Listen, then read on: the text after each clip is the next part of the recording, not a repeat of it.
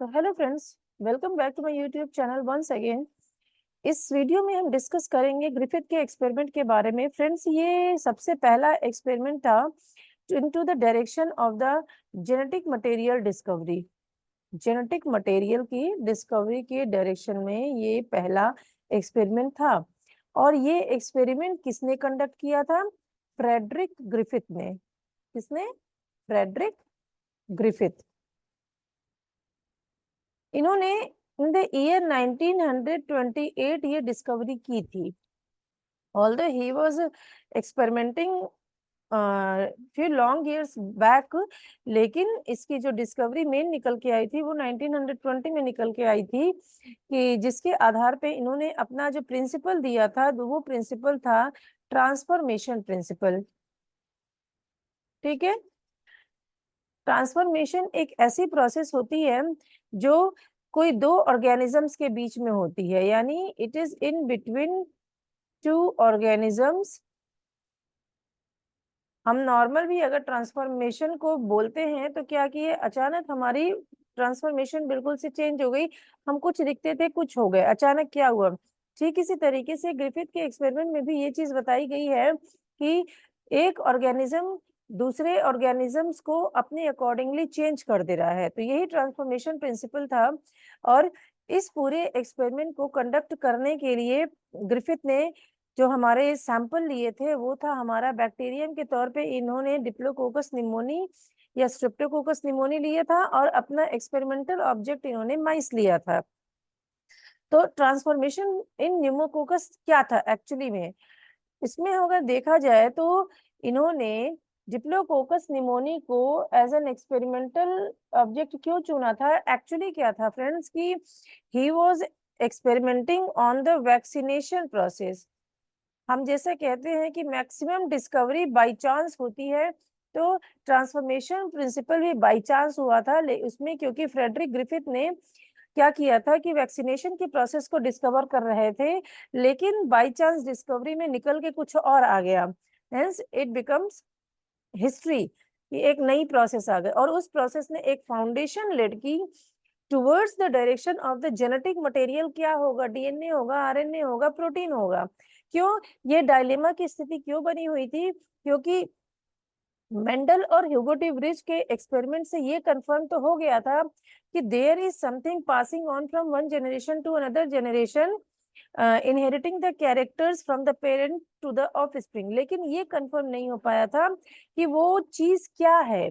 और वो चीज बाद में फिर क्रोमोसोमल थ्योरी ऑफ इनहेरिटेंस से निकल के आई, जिसको बॉवेरी एंड सटन ने दिया था कि जीन्स वो चीज होती है जो कि क्रोमोसोम्स के अंदर मौजूद होती है, और यही जो होती है वो ट्रांसफर होती है एक जनरेशन से दूसरे जनरेशन में। तो इतनी सारी चीजें तो पता थी, लेकिन वो जो था मौजूद वो आपका वो जीन डीएनए में था कि आरएनए में था कि हमारा प्रोटीन में था, ये कंफर्म नहीं हो पाया था। यहाँ पे एक चीज क्या समझने वाली बात थी कि डीएनए जो था वो हमारा जीन के पार्ट को डिक्टेट करता है, डिनोट करता है, और जीन हमारा क्रोमोसोम के अंदर था। तो यहाँ एक माइंड में एक कोरिलेशन डेवलप होता है कि जितना हमारा डीएनए का मटेरियल क्रोमोसोम के अंदर होता है उतना ही क्रोमोसोम हमारा सेल के अंदर मौजूद होता है। तो डायरेक्ट कोरिलेशन था हमारा डीएनए और क्रोमोसोम के अंदर।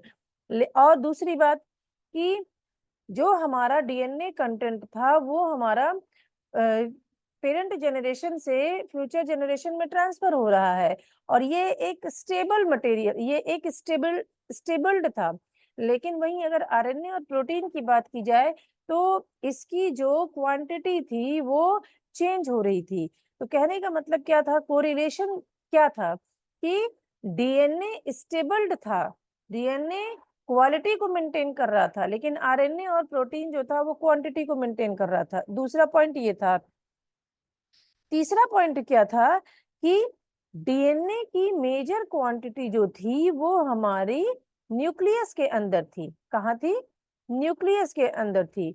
लेकिन आरएनए जो था, आरएनए मेजर हमारा side, RNA and protein, sorry, ये दोनों के दोनों हमारा साइटोप्लाज्म में मौजूद थे ज्यादा। ठीक है, तो ये सब एक कोरिलेशन थे जिन्होंने ये तो प्रूव नहीं किया कि डीएनए जेनेटिक मटेरियल है, लेकिन एक फाउंडेशन बेस जरूर बना दिया इस फाइंडिंग्स को प्रूव करने के लिए कि जेनेटिक मटेरियल क्या हमारा डीएनए हो सकता है या आरएनए या प्रोटीन हो सकता है।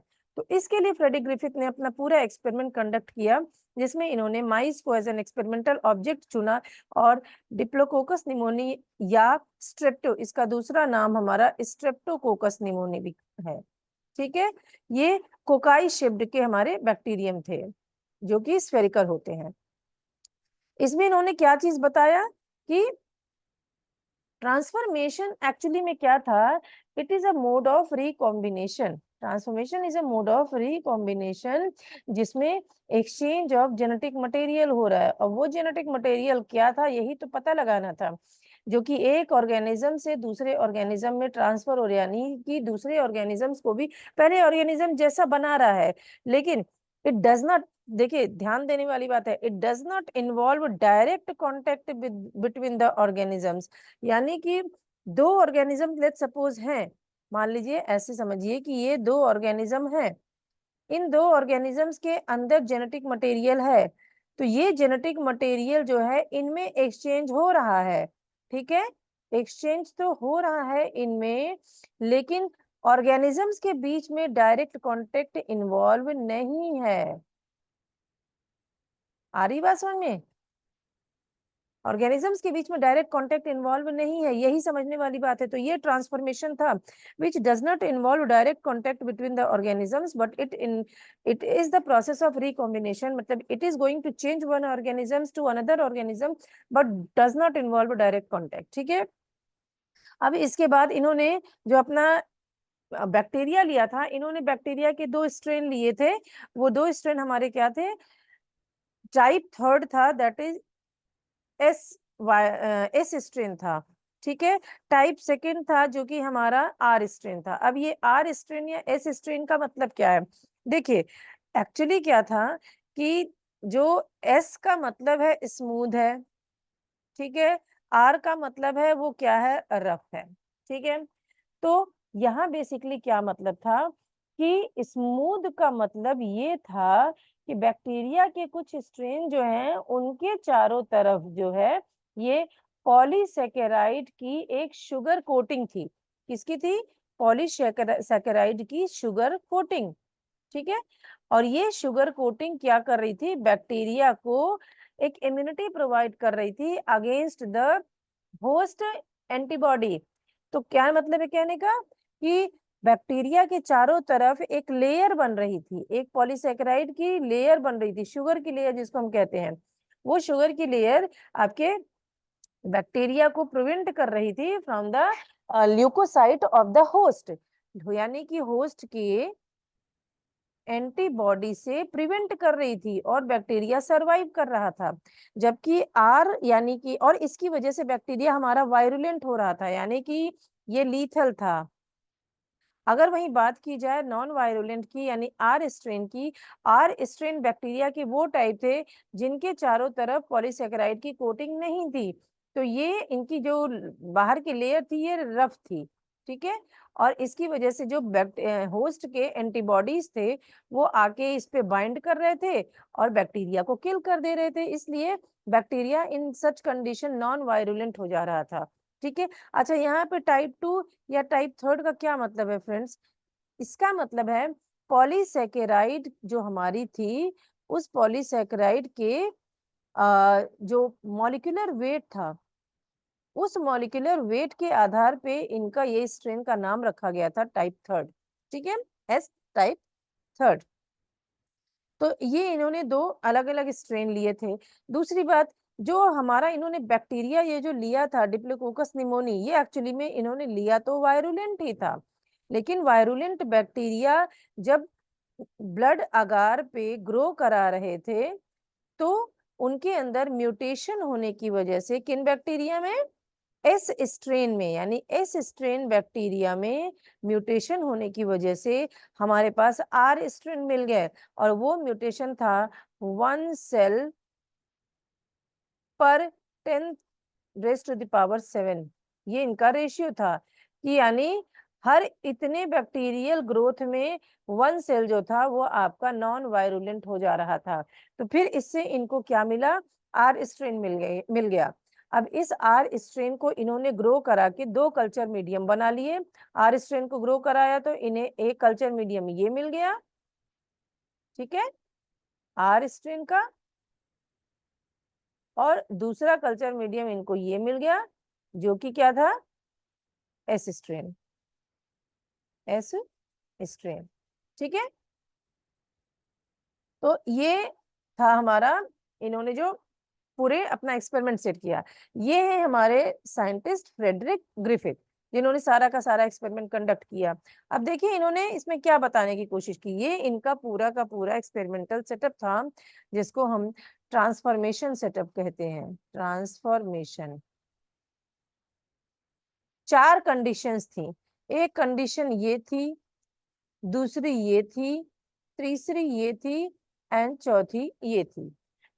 क्या कंडीशंस थी? पहली कंडीशन, ये इनका एस स्ट्रेन है, देख रहे हैं एस स्ट्रेन की ये बैक्टीरियल कॉलोनी है, इसके चारों तरफ आपका ये पॉलीसेकेराइड की लेयर है, तो ये एस स्ट्रेन बैक्टीरिया है। ये आपके आर स्ट्रेन है जो आपका डायरेक्ट बैक्टीरियन के चारों तरफ कोई कोटिंग नहीं है। अगेन ये आपका थर्ड सेटअप, फोर्थ सेटअप। पहला सेटअप क्या था, इन्होंने बैक्टीरियल की ग्रोथ को लिया और इंजेक्ट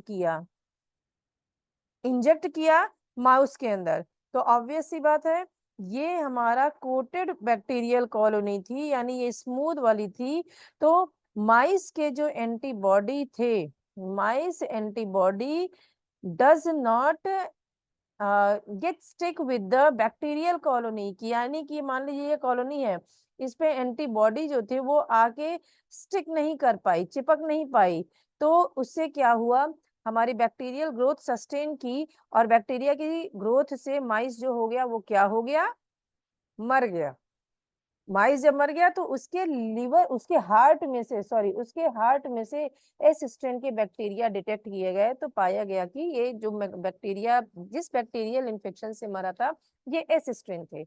दूसरा सेटअप ये था जिसमें हमारी कोटिंग नहीं थी, उसमें जब ऐसे स्ट्रेन के बैक्टीरिया को माइस के अंदर इंजेक्ट किया गया तो किसी भी तरीके का हार्म नहीं हुआ, और माइस जो था वो हमारा जिंदा रहा, हेल्दी रहा। क्यों?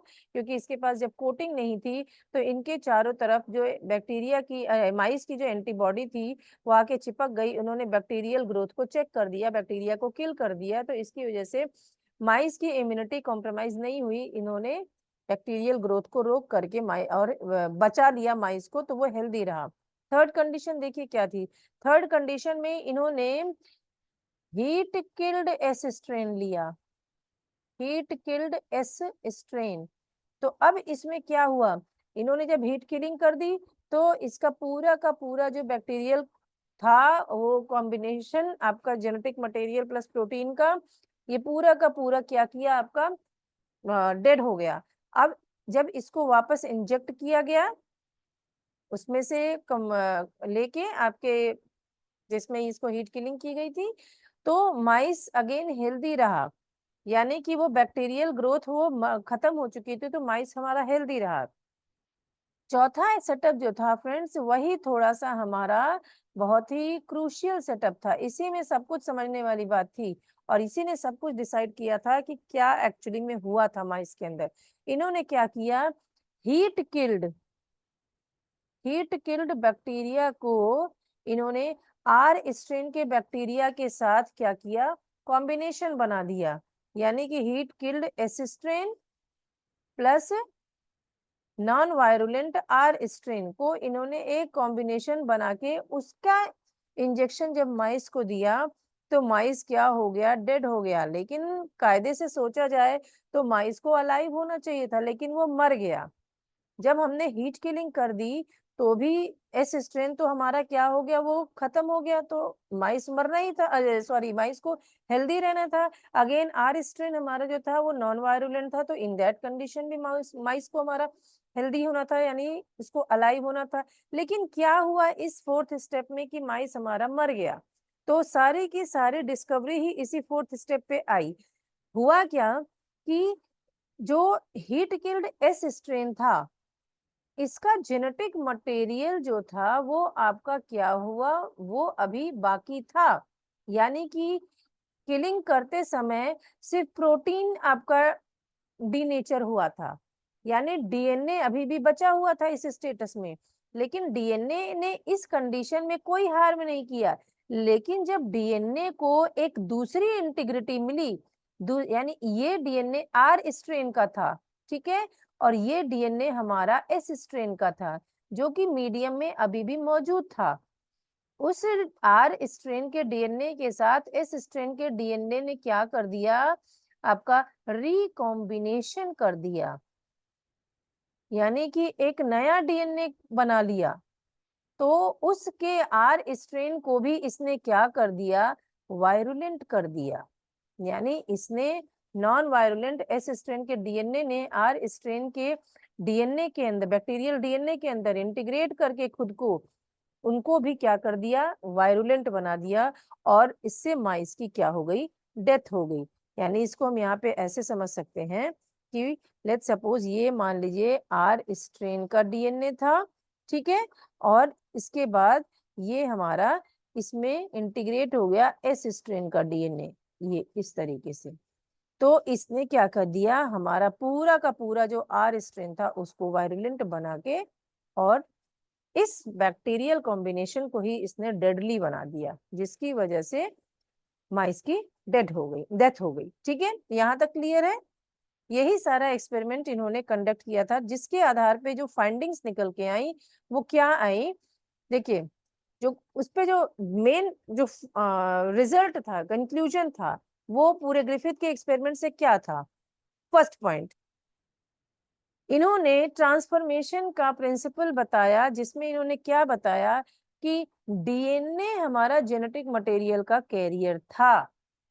जो मैंने अभी आपको पिछले स्लाइड में बताया है कि आर स्ट्रेन के अंदर एस स्ट्रेन का डीएनए जाके इंटीग्रेट कर दिया, और जिसकी वजह से उसने आर स्ट्रेन को भी क्या किया, अपने जैसा वायरुलेंट बना दिया। यानी कि जब इंटीग्रेशन हो गया तो अब वो डीएनए जब एक्सप्रेस करेगा तो प्रोटीन बनाएगा।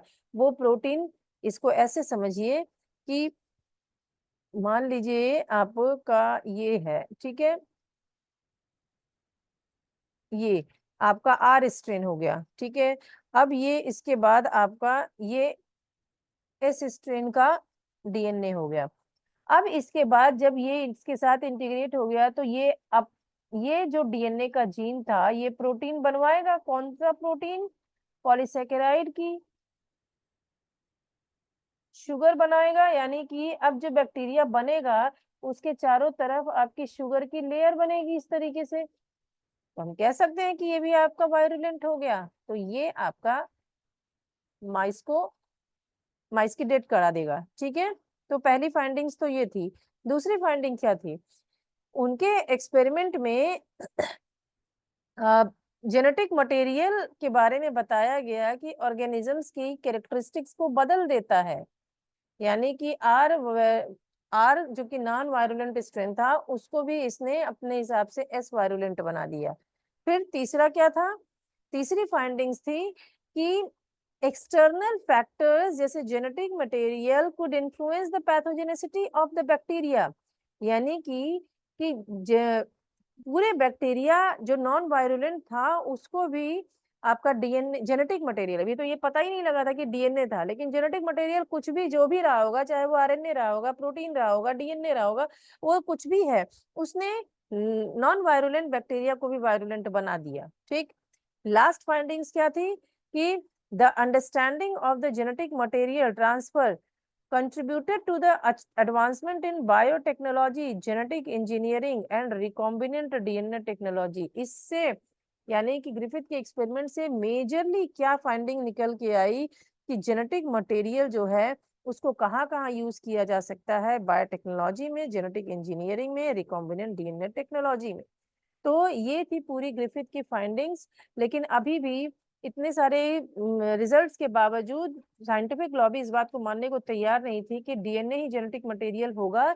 तो इस बात को प्रूफ करने के लिए just after Griffith there were 3 more scientist Avery, MacLeod and McCarthy, who led their experiments on the some basic enzymes, जिसको जो उन्होंने एक एंजाइम की जो बायोकेमिस्ट्री थी उसको बताने की कोशिश की थी, लेकिन उससे भी कोई बहुत सेटिस्फैक्टरी रिजल्ट निकल के नहीं आया। तो इसको हम अनदर वीडियो में डिस्कस करेंगे। तो यहाँ तक पूरा हमारा था ग्रिफिथ के एक्सपेरिमेंट के बारे में। तो आई होप आपको ये पूरा का पूरा टॉपिक अच्छे से समझ में आ गया होगा। तो if you find my video satisfactory, please subscribe my channel as well as press the bell icon to get the early notifications of my next upcoming videos. Thank you friends. And आप लोगों से एक छोटी सी request है कि अगर किसी भी तरीके का डाउट आता है तो प्लीज मेरा कमेंट बॉक्स ओपन है, वहां जाइए और कमेंट कीजिए, और कोई भी सजेशन हो तो वहां प्लीज दीजिए, अब मैं उसको होल हार्टेडली एक्सेप्ट करूंगी। Thank you.